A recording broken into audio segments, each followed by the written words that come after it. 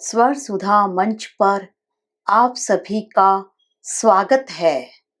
आज सुनिए हिंदी साहित्य जगत के अद्भुत खजाने से नीरजा हेमेंद्र की कहानी वो समय कुछ और था। फोन की घंटी बजी। बात आज से लगभग 25 वर्ष पूर्व की है। तब मोबाइल फोन नहीं होते थे। घर में बेसिक फोन होते थे जो किसी एक स्थान पर या अधिकतर ड्राइंग रूम में रखे रहते थे ताकि पास पड़ोस के लोग देख सकें। ये बेसिक फोन भी आम लोगों के पास कम, पैसे वालों के पास ही होते थे, अतः दिखावे की चीज भी समझे जाते थे। फोन की घंटी बजते ही प्रभा रसोई से हाथ पोंछती हुई ड्राइंग रूम की ओर भागी। फोन ड्राइंग रूम में रखा था। उस समय फोन बात करने की चीज कम, अपना स्टेटस, अपनी अमीरी दिखाने की चीज अधिक समझा जाता था। फोन उठाकर प्रभा ने हेलो कहा। प्रभा, प्रभा, मैं बोल रहा हूँ, तुम्हारा भाई रंजन। अरे भैया, आपको अपना नाम बताने की आवश्यकता है क्या? मैं आपकी आवाज सुनकर पहचान गई। और हालचाल बताइए, कैसा है? अपने कलेक्टर भाई का फोन सुनकर प्रभा फूली नहीं समा रही थी। भाई का फोन बहुत दिनों के बाद आया था। वह भाई से खूब बातें करना चाहती थी। भाभी का हाल पूछा, भाई के चारों बच्चों का हाल पूछा, फिर भी दिल नहीं भरा। सब ठीक है। अब मेरा स्थानांतरण मेरठ में हो गया है। मैं तो परिवार के साथ वहां चला जाऊंगा।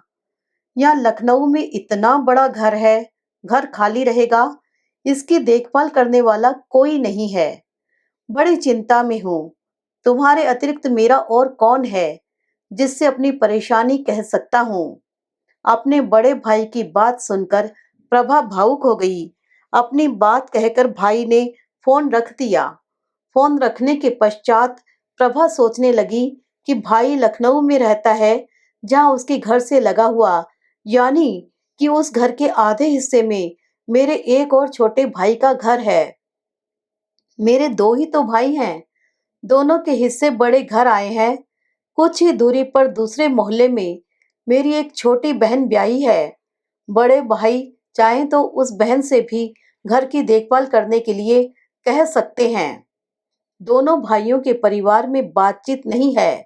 छोटा वाला भाई तो उनके घर से कोई मतलब नहीं रखेगा, किंतु छोटी बहन ने तो अपने कलेक्टर भाई से खूब अच्छा व्यवहार बनाकर रखा है। जब भी कलेक्टर भाई का परिवार उसके घर आता है, 4 पहिए की गाड़ी से आता है, पूरे मोहल्ले में बहन की धाक जम जाती है। उस जमाने में किसी के पास 4 पहिए की गाड़ी होना बहुत बड़ी हैसियत वाला माना जाता था। प्रभा की छोटी बहन कलेक्टर भाई के परिवार को कभी चाय तो कभी खाने पर बुलाती रहती थी। प्रभा ने सुना है कि उसने कलेक्टर भाई से कहकर अपने बड़े बेटे की नौकरी सरकारी दफ्तर में लगवा ली है। भाई को अपनी समस्या मुझसे कहने का क्या अर्थ है? प्रभा अपने पति के साथ मुंबई में रहती है। उसके पति थोक कपड़ों के व्यापारी हैं। उसके 2 बेटे हैं। उसकी गृहस्थी ठीक चल रही है। घर में सुख सुविधा की सभी चीजें हैं। अपना घर है, और क्या चाहिए जीवन में? वह सुख पूर्वक रह रही है। प्रभा समझ नहीं पा रही है कि भाई ने उससे अपने घर की देखभाल की परेशानी का जिक्र क्यों किया। शाम को उसके पति समीर जब घर आए तो प्रभा ने भाई के फोन आने और उनके स्थानांतरण की बात बताई, तथा यह भी कि भाई कह रहे थे कि उनका घर देखने वाला कोई नहीं रहेगा। तो अपने भाई से कह देना कि घर की देखभाल के लिए एक नौकर रख लें। कलेक्टर है, उन्हें पैसों की क्या कमी? समीर ने कहा। किंतु वो मुझे बुला थोड़े न रहे हैं। अपनी परेशानी बहन से नहीं कहेंगे तो किससे कहेंगे? प्रभा ने अपने पति से कहा। ठीक है, ये बताओ, तुम्हारा भाई कभी तुम्हारा हाल पूछता है क्या? कलेक्टर है तो क्या हुआ, है तो इंसान ही, जो रिश्ते में तुम्हारा भाई लगता है। लगभग 1.5-2 वर्ष के पश्चात उसका फोन आया है, वो भी ये बताने कि उसका स्थानांतरण हो गया है। बड़ा सा घर है, उसकी देखभाल करने वाला कोई नहीं है। वाह रे, तुम्हारा कलेक्टर भाई, समीर ने प्रभा से कहा। पूरे जिले के हजारों काम है उसके पास, हाल नहीं पूछता है तो क्या? प्रभा ने अपने भाई का पक्ष लेते हुए कहा। इस समय ट्यूटर प्रभा के दोनों बेटों को पढ़ाने आने वाला था, अतः प्रभा ने नाश्ता कराकर दोनों बेटों को स्टडी रूम में बैठा दिया था। ट्यूटर आया, दोनों बेटे अपनी पढ़ाई करने लगे। प्रभा रसोई में भोजन तैयार करने लगी। चाय नाश्ता करके समीर अपने कमरे में बैठकर अपने व्यवसाय की फाइलें देखने लगे। इसी प्रकार दिन व्यतीत हो रहे थे। प्रभा का मन कई बार भाई को फोन करने के लिए कहता, किंतु वह ये सोचकर नहीं करती कि भाई ये न समझे कि वह कलेक्टर है, इसलिए उसकी बहन उससे रिश्ता रखना चाहती है। क्योंकि समीर ने एक बात सच कही थी कि उसके भाई का फोन लगभग 1.5 वर्ष बाद आया है। प्रभा ने इससे पूर्व कई बार उसका हालचाल जानने के लिए फोन किया, किंतु भाई ने फोन नहीं उठाया। आज भाई ने अपनी समस्या के साथ मुझे फोन किया। न जाने उनके साथ क्या चल रहा है। प्रभा थोड़ी चिंता में पड़ गई। हमने मेरठ में ज्वाइन कर लिया, फैमिली भी मेरे साथ आ गई है, घर बंद करके आए हैं हम लोग। 15 दिन भी न बीते कि प्रभा के भाई का फोन पुनः आया। हाँ हूँ करके प्रभा भाई के फोन का उत्तर दे रही थी। 3 साल मुझे यहाँ रहना पड़ेगा, भाई ने कहा। 3 साल कोई अधिक दिन नहीं है, देखते देखते व्यतीत हो जाएंगे, प्रभा ने भाई का हौसला बढ़ाते हुए कहा। प्रभा, मेरी बहन, क्या ऐसा नहीं हो सकता कि कुछ दिनों के लिए तुम मेरे घर आ जाओ? बहुत बड़ा घर है, रहने की दिक्कत नहीं होगी। समीर वहां कुछ दिन संभाल लेंगे। हम आ जाएंगे तो तुम चली जाना। तुम्हारे खाने आदि का राशन हम भेज दिया करेंगे। आने जाने का ट्रेन का किराया भी हम दे देंगे। प्रभा ने भाई के स्वर में विनती का भाव महसूस किया। एक भाई कलेक्टर है, दूसरा साधारण नौकरी में है। पुश्तैनी घर बड़ा था, दोनों भाइयों के हिस्से में आधा आधा भी किया गया तो बहुत बड़े हिस्से थे। हमारे समाज में पैसे वालों का सम्मान परिवार के लोग अधिक करते हैं। पैसा सम्मान पाता है, गुण नहीं। कलेक्टर भाई कुछ कह रहा है तो उसका मूल्य प्रभा की दृष्टि में बहुत अधिक है। उसने ये भी नहीं सोचा कि लखनऊ में रहने वाले रिश्तेदार उनके घर की देखभाल नहीं कर सकते क्या? नहीं कर सकते तो क्यों? उनके पास पैसा है, बड़ी नौकरी है, वो वहां के रिश्तेदारों को पैसा देकर साथ में नौकर रखकर अपने घर की देखभाल नहीं करवा सकते? प्रभा अपने पति से लखनऊ जाने और भाई के घर की देखभाल करने की हट कर बैठी। हमको भाई के घर जाने दीजिए, भाई कह रहा है, बस 1-2 बरस की बात है, वह आ जाएगा तो मैं आ जाऊंगी। प्रभा ने रिरियाते हुए दयनीय स्वर में समीर से कहा। मेरा व्यवसाय का काम है, जिसमें सारा दिन मैं लगा रहता हूँ। घर में देर रात तक बैठकर हिसाब किताब जोड़ता हूँ। दोनों बच्चे स्कूल जाते हैं, उनकी पढ़ाई लिखाई कौन देखेगा? तुम्हारा भाई तो पैसे वाला है, खाली पड़े घर को देखने के लिए वह नौकर रख लेगा। तुम अपना घर संभालो, समीर ने प्रभा को समझाते हुए कहा। कुछ समय बच्चों को तुम देख लेना, ये तो अपने आप तैयार होकर साइकिल से स्कूल चले जाते हैं। रहा भोजन का प्रश्न, तो तुम कुछ भी बना दोगे, वे खा लेंगे। बर्तन धोने वाली आती ही है। तुम्हें हमारे भाई से क्या परेशानी है, जो तुम जाने नहीं दे रहे हो? प्रभा पर समीर की बातों का कोई प्रभाव न पड़ा, उल्टा उसने भाई के प्रेम में समीर पर आरोप जड़ दिए। समीर पत्नी के सामने विवश थे। वे भी प्रभा से अत्यंत प्रेम करते थे और उसके लिए 1-2 वर्ष संघर्ष करने को तैयार थे। समीर ने प्रभा के लखनऊ जाने के लिए टिकट की व्यवस्था की। 2 दिनों पश्चात कुछ आवश्यक सामानों के साथ प्रभा को लखनऊ जाने वाली ट्रेन में बैठाकर आए। वहां पहुंचकर तुरंत फोन करना, हमारा मन तुम्हारी ओर लगा रहेगा। जैसे भाई घर आ जाए वैसे ही यहाँ आ जाना। ट्रेन सरकती जा रही थी और बाहर डिब्बे की खिड़की पकड़े हुए समीर प्रभा को समझाते रहे। जब ट्रेन ने गति पकड़ ली तब उन्होंने खिड़की छोड़ी। घर में आते ही समीर को घर ऐसा सूना लगा जैसे उनके घर में कुछ रह ही नहीं गया है। इतना सूना जैसे काटने को दौड़ रहा है। मन में उदासी भर के समीर ने घर में प्रवेश किया। उन्हें दोनों बच्चों की चिंता थी। वे दोनों अपने कमरे में ट्यूटर से पढ़ रहे थे। उनके लिए भोजन बनाना था। सब कुछ भूल भाल कर समीर रसोई की ओर भागे। रसोई में कहाँ क्या रखा है उन्हें कुछ नहीं पता था। बड़ी मुश्किल से उन्होंने दाल चावल उठाया और खिचड़ी बना दी। वैसे भी उन्हें भोजन बनाना नहीं आता था। प्रभा ने न जाने किस झमेले में फंसा दिया। प्रभा लखनऊ भाई के घर पहुंच गई। फोन पर वो अक्सर समीर से बातें कर लेती। समीर को थोड़ी तसल्ली हो जाती। जिस दिन प्रभा से बात न होती उस दिन समीर को नींद न आती। लगभग 2 सप्ताह पश्चात भाई घर आया। अच्छा किया तुम आ गई। जब से तुम आई हो तुम्हारी भाभी और मैं निश्चिंत हो गए हैं। भाई ने प्रभा से कहा।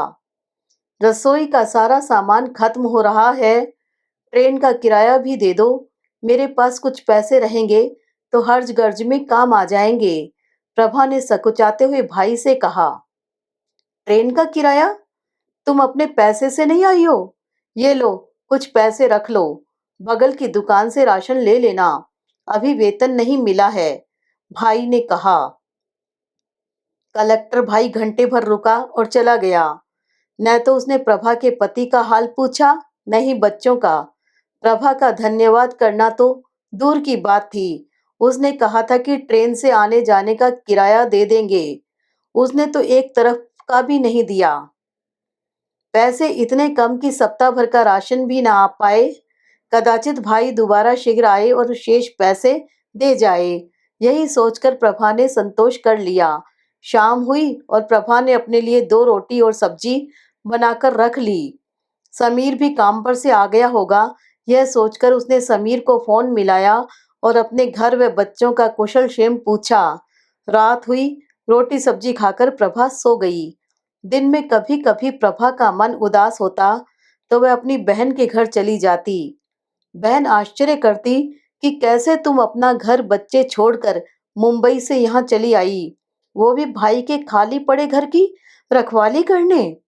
2 सप्ताह पश्चात भाई आया तो थोड़े से पैसे देकर चला गया। उतने पैसों से सप्ताह भर भी भोजन न बन पाता। इस बार 2 सप्ताह बाद भी भाई नहीं आया और प्रभा ने किसी प्रकार रोटी से नमक या अचार खाकर गुजारा किया। वह अपने छोटे भाई के घर भी बहुधा मिलने जाती थी, किंतु बड़े भाई से नाराजगी के कारण वह उससे भी नाराज प्रतीत होता। आर्थिक मदद तो दूर की बात थी, ठीक से बात भी न करता। प्रभा अधिक सामान लेकर नहीं आई थी। 3 महीने हो गए उसे यहाँ आए हुए। उसकी 2 साड़ियाँ फट गई थी। नहीं रहा गया तो वह अपनी बहन के घर गई और उसकी पुरानी साड़ी मांग कर लाई। समय आगे बढ़ता जा रहा था। लगभग 1 वर्ष होने को हो आया। जब भी समीर को फोन करती वो यही कहते कि अपने भाई के प्रेम में हम सबको छोड़कर चली गई। हमारी परेशानियों का तुम्हें कुछ अनुमान नहीं है। अब रहा नहीं जाता। तुम्हारा भाई कब अपने घर आएगा? समीर की बातों का प्रभा के पास कोई उत्तर नहीं था। भाई के आने की प्रतीक्षा में 2 माह और व्यतीत हो गए। प्रभा को लखनऊ आए हुए लगभग 2 वर्ष होने वाले थे। उसकी दशा ऐसी हो गई थी जैसे लखनऊ में कैदी होकर रह गई थी। न तो उसके पास पैसे थे न ही ठीक से खाने की व्यवस्था। फिर भी वह भाई को कुछ नहीं कहती, कोई प्रश्न नहीं करती, मात्र उसके लखनऊ आने की प्रतीक्षा करती। प्रभा, एक बात बतानी थी। भाई का फोन बहुत दिनों पश्चात आया। प्रभा खुश हो गई कि कदाचित भाई ने अपने लखनऊ स्थानांतरण की सूचना देने के लिए फोन किया है। बताइए भैया, कब आ रहे हैं लखनऊ? अपनी प्रसन्नता व्यक्त करते हुए प्रभा ने कहा। प्रभा, 1-2 बरस और लग जाएंगे मुझे वहां आने में। मेरा स्थानांतरण यहाँ से दूसरे शहर में हो गया है। मैं पहले की भांति वहां आकर तुम्हें खर्चे के पैसे देता रहूंगा। प्रभा कुछ कह पाती उससे पहले भाई ने फोन काट दिया। शाम हुई और प्रभा ने अपने पति से सारी बात बताई, यह भी कि उसने भाई के स्नेह में आकर बहुत बड़ी गलती कर दी है। प्रभा को ऐसा प्रतीत हो रहा है कि उसका परिवार टूट रहा है। फोन पर ही वह रोने लगी। अच्छा, चुप हो जाओ प्रभा, मैं ही कुछ करता हूँ। प्रभा को समझाकर समीर ने फोन रख दिया। एक सप्ताह भी न बीता था कि एक दिन समीर को फोन करने के लिए प्रभा ने फोन मिलाया। फोन में कोई भी आवाज नहीं आ रही थी। परेशान वह बहन के घर गई। बहन ने अपने बेटे को भेजा। उसने फोन चेक किया और बताया कि फोन का कनेक्शन कटवा दिया गया है। प्रभा विवश हो गई। अपने परिवार से जुड़कर कुछ बातें कर लेने और खुश हो लेने का उसका रास्ता बंद कर दिया गया। उधर प्रभा का फोन नहीं आया और समीर भी फोन मिलाता रहा, किंतु फोन नहीं लगा। लगभग 15 दिन व्यतीत हो गए। प्रभा के आश्चर्य का ठिकाना नहीं रहा जब उसने देखा कि समीर दोनों बच्चों और अच्छे खासे सामान के साथ घर के सामने खड़ा है। तुम तुम यहाँ कैसे? इतना पैसा खर्च करके क्यों आ गए? हम तो फंस ही गए हैं। अब तुम भी? दोनों बच्चों की पढ़ाई का क्या होगा? प्रभा ने उन सबको भीतर के कमरे में बैठाते हुए कहा। इसी कमरे में रहती हो? कमरे के एक कोने में भोजन बनाने के स्थान को देखते हुए समीर ने कहा। प्रभा ने समर्थन में सिर हिला दिया। इतने कमरे हैं इस बंगले में, रसोई का कमरा भी तो होगा? समीर ने उत्सुकता से पूछा। सभी कमरों में ताले बंद हैं, मात्र यही एक कमरा मेरे लिए खुला है, प्रभा ने कहा। इतना सारा सामान पूरा घर उठा लाए क्या? सामानों की गठरियां देखते हुए प्रभा ने कहा। थोड़ी देर पश्चात बातों बातों में प्रभा को पता चल गया कि समीर ने मुंबई का घर बेचकर व्यवसाय समेटकर सदा के लिए यहाँ आ गया है। फोन का कनेक्शन तो कट गया था। अब समीर के आने की बात प्रभा भैया को कैसे बताती? ठीक है, जब भाई आएगा तभी उसे पता चलेगा कि समीर सदा के लिए यहाँ आ गया है। यह सोचकर प्रभा भाई के आने की प्रतीक्षा करने लगी। इस बार भाई लगभग 1 माह के पश्चात आया। नई जगह घर शिफ्ट करने में इस बार समय लग गया। तुम लोग कब से आए हो? समीर और दोनों बेटों को देखकर भाई का चेहरा बुझ गया था। उसे समीर ने बताया कि वो मुंबई का पूरा व्यवसाय समेटकर वह घर बेचकर आया है। समीर की बात सुनकर भाई हाँ हूँ करता रहा। अच्छा, अब चल रहा हूँ, फिर शीघ्र ही मिलते हैं। अब पैसे की आवश्यकता तो है नहीं, समीर के पास घर खर्चे के पैसे हैं, कहकर भाई उठकर चला गया। बाहर उसके सरकारी गाड़ी की फटफट की आवाज आई और किसी अनजाने दुख की आशंका में प्रभा का दिल जोर से धड़क उठा। वह अपने मन की बात किसी से नहीं बता सकती थी। भाई को गए 2 सप्ताह हो गए, भाई नहीं आया। अपना घर बेचकर समीर जो पैसे लाया था उसी से घर के खर्चे चल रहे थे। पूरा महीना व्यतीत हो गया, भाई नहीं आया। माँ, मैं वापस मुंबई जा रहा हूँ, एक दिन बड़े बेटे ने कहा। वहाँ क्या करोगे? घर तो है नहीं अब, कहाँ रहोगे? खाना पीना कैसे करोगे? उतनी दूर कौन देगा पैसे? प्रभा ने समझाते हुए कहा। वहाँ मेरे दोस्त हैं, उनके साथ कुछ दिन रह लूंगा, फिर देखूंगा किसी दुकान फैक्ट्री आदि में काम कर लूंगा, बेटे ने कहा। और तीसरे दिन समीर से पैसे लेकर वह मुंबई चला गया। भाई के घर फोन नहीं था, इस कारण प्रभा के बड़े बेटे से कोई संपर्क नहीं हो पाता। उस समय फोन किसी अन्य रिश्तेदार के घर नहीं लगा था। अब भाई ने भी आना लगभग कम कर दिया। वह महीने 2 महीने में एक बार आता। जो राशन के थोड़े बहुत पैसे भाई देता वह देने बंद कर दिए। समीर के लाए हुए पैसे से घर का खर्च चलता। भाई का स्थानांतरण होता रहा। वह समय समय पर कई स्थानों पर स्थानांतरित होकर नौकरी करता रहा। लगभग 9 वर्ष पश्चात भाई की सेवानिवृत्ति थी। एक दिन भाई सेवानिवृत्त होकर घर आ गया तो क्या भाई के आते ही प्रभा को सभी कठिनाइयों से मुक्ति मिल गई? नहीं, इन 9 वर्षों में प्रभा ने क्या क्या नहीं देखा। उसे वो कैसे विस्मृत कर पाएगी। कितनी ऋतुएं आई गई, कठोर शीत, भावनाएं पिघलाती गर्मी, तो पतझड़ लेकर आता वसंत। सब कुछ देखा प्रभा ने। पतझड़ तो जैसे उसके जीवन में स्थायी रूप से ठहर गया। अपने जीवन में स्थायी रूप से ठहर गए पतझड़ को वह अब कभी दूर कर पाएगी? कैसे कर पाएगी? 9 वर्ष तो लंबी अवधि है। समीर के लाए पैसे तो 4-5 वर्ष में ही समाप्त हो गए। उसकी आर्थिक स्थिति का पता उसकी बहनों को चल गया था। उनके घर जाने पर वो भोजन के लिए पूछती तक नहीं। चलते समय कभी 50 पैसे, कभी 1 रुपया उसके हाथ पर ऐसे रखती जैसे कोई भिक्षा मांगने वाले को देता है। हाँ, ठीक से एक समय का भी भोजन न मिलने के कारण समीर का शरीर दुर्बल हो गया। उम्र भी बढ़ गई थी। प्रभा का स्वस्थ शरीर तो ऐसा हो गया था जैसे वह 6 माह की बीमार हो। एक दिन भूख ने ऐसा व्याकुल किया कि समीर अपने मोहल्ले से दूर जाकर दूसरे मोहल्ले में भीख मांगने लगे, ताकि शाम का एक समय का भोजन तो परिवार को मिल सके। उनके किशोर उम्र के बढ़ते हुए बेटे को एक समय का भी भरपेट भोजन कभी नहीं मिल रहा था, जबकि युवा होते बच्चों की भूख कुछ अधिक होती है। किंतु समीर मोहल्ले से दूर जाकर भिक्षाटन कर रहा था, ताकि उसके कोई नाते रिश्तेदार देख न लें। वह घूम घूम कर दरवाजे दरवाजे, दुकानों दुकानों हाथ फैलाता। प्रभा को भी नहीं ज्ञात था। वह सोचती कि समीर कहीं कोई काम करके 4 पैसे लाता है। एक दिन तो समीर के ऊपर शर्मिंदगी का वज्रपात हो गया। उसके मोहल्ले के एक लड़के ने, जो दूर का रिश्तेदार भी लगता था, उसे भिक्षा मांगते हुए देख लिया। बस बात सभी रिश्तेदारों से होते हुए प्रभा तक पहुंच गई। उस दिन प्रभा कितना रोई, वह कह नहीं सकता। ऐसा रुदन तो किसी की मृत्यु पर भी कम ही देखा है उसने। दूसरे दिन से समीर ने भिक्षाटन पर जाना छोड़ दिया। उसने सोचा कि ये खबर थोड़ी ठंडी हो जाए तो किसी दिन पुनः भीख मांगने निकले, क्योंकि ऐसे समय में एक समय का भोजन भी देने वाला कोई नहीं है। प्रभा के भाई ने कुछ भी आर्थिक मदद करना छोड़ दिया था।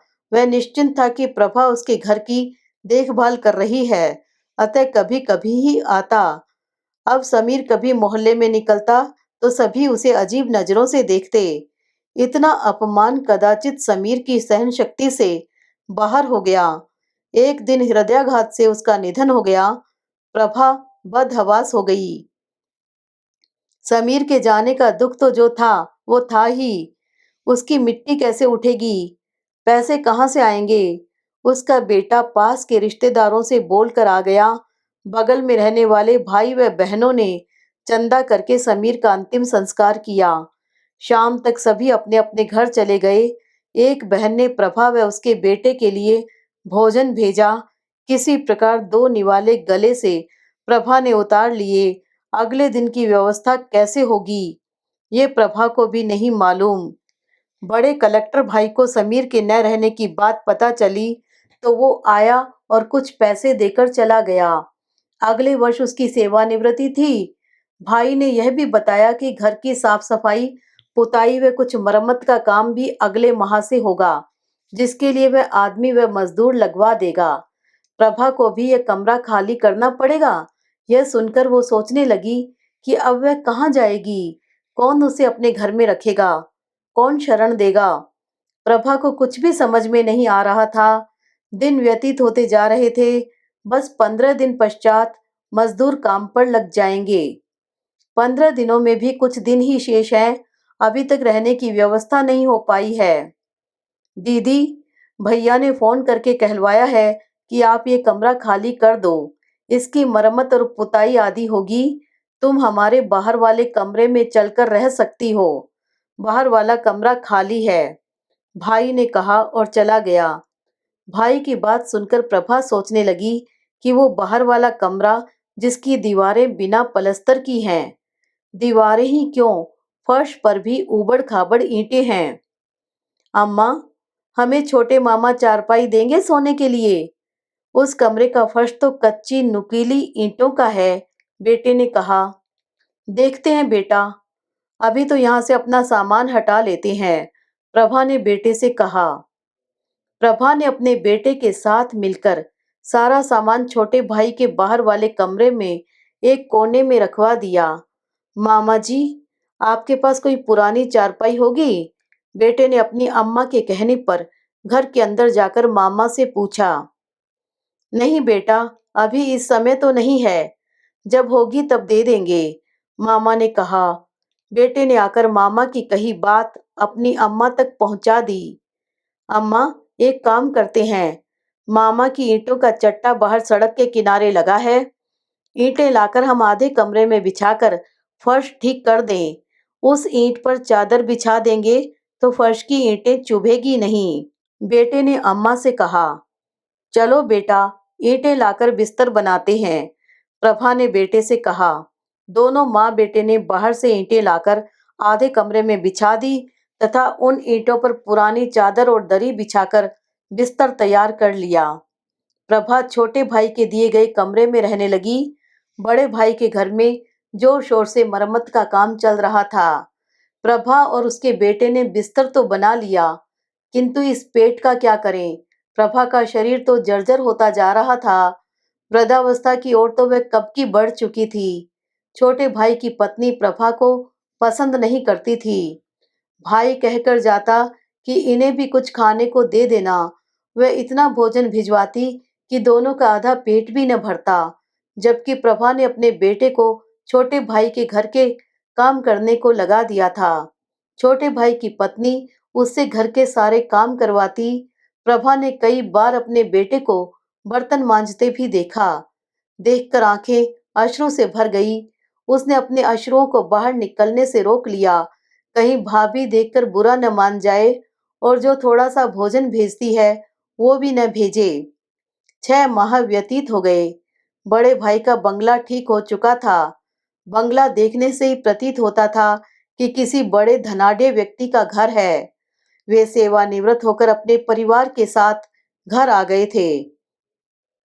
एक दिन प्रभा छोटे भाई के कमरे में ईंटों के बिस्तर सोई तो सोई रह गई।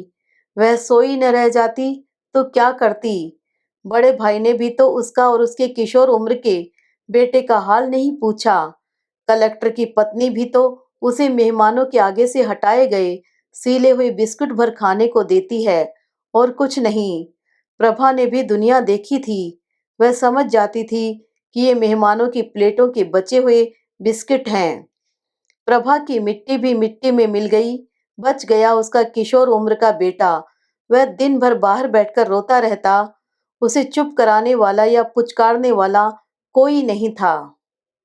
कहते हैं ना कि दुनिया में चाहे कितने भी बुरे लोग हों, कितनी भी बुराइयां हो, कुछ अच्छे लोगों की अच्छाई पर यह दुनिया टिकी है। इसी मोहल्ले में रहने वाले दूर के रिश्तेदार ने उसे घर के पास एक वृक्ष के नीचे बैठकर रोते देखा तो उसे समझाकर अपने घर ले गए। बहुत प्रयत्न और कुछ बड़े लोगों से मिलकर उसको एक सरकारी कार्यालय में चतुर्थ श्रेणी कर्मचारी की नौकरी में लगवा दिया। प्रभा के बेटे को मामा के घर में उसकी अम्मा की स्मृतियां रहने नहीं देती। रहने क्या, जीने नहीं देती। बड़े मामा ने धोखे से नकली प्रेम जताकर अम्मा को बुला लिया और समर्थ होते हुए भी अम्मा को एक एक पाई को तरसा दिया। एक समय भरपेट भोजन को तरसा दिया था मामाओं ने। प्रभा के बेटे ने निर्णय लिया कि वह मामाओं के घर नहीं रहेगा।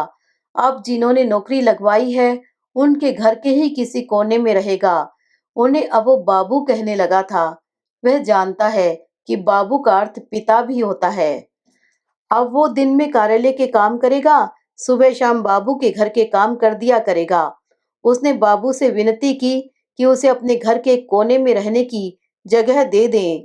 वह जानता है कि उनके उपकार का बदला कभी नहीं चुका सकता। किंतु बाबू की पत्नी, जिन्हें वह काकी कहने लगा था, काकी जो काम बताएंगी वह सेवक की भांति करेगा। वह उनको पिता मानता है, किंतु वह उन सबकी सेवा सेवक की भांति करेगा। ये क्या कह रहे हो बेटा? तुम हमारे घर में रहो। जो भोजन हम सबके लिए बनेगा वो तुम भी खाना, बाबूजी ने कहा। प्रभा का बेटा उन बाबूजी के घर रहने लगा। उन लोगों ने उसे इतने स्नेह से रखा कि बाहरी व्यक्ति समझ नहीं पाता कि वह किसी गैर की संतान है। प्रभा का बेटा जो वेतन मिलता वो लाकर काकी के हाथ पर रख देता। काकी उसके पैसे वापस कर देती और बैंक में जमा करने के लिए कहती ताकि आवश्यकता पड़ने पर काम आए। समय रूपी चिकित्सक ने प्रभा के बेटे के घाव भरने का प्रयत्न किया, किंतु उसके घाव की ऊपरी सतह तो सूख गई, किंतु भीतर से घाव हरे थे। साल दर साल गुजरते चले गए, किंतु प्रभा के बेटे ने कभी भी अपने मामाओं के दरवाजे पर पैर नहीं रखा, यहाँ तक कि दोनों मामाओं की मृत्यु पर भी नहीं। वह अपने पैसे वाले पिता को दो निवाले के लिए भिक्षा मांगने के लिए विवश करने वाले कलेक्टर मामा के स्वार्थ को कभी विस्मृत नहीं कर पाता। कुछ समय पश्चात बाबूजी ने प्रभा के बेटे का ब्याह कर दिया। प्रभा के बेटे ने अपने दोनों बच्चों को बता रखा था कि बाबूजी ही उनके दादा और काकी दादी हैं। काकी के कहने पर उसने अपने बचत के पैसे से एक छोटा सा घर किस्तों पर ले लिया है, किंतु बाबूजी और काकी को इस वृद्धावस्था में छोड़कर वह अभी नहीं जाएगा। वह उनकी सेवा करना चाहता है ताकि उसकी माँ प्रभा व उसके पिता समीर की आत्मा को थोड़ी शांति मिल सके।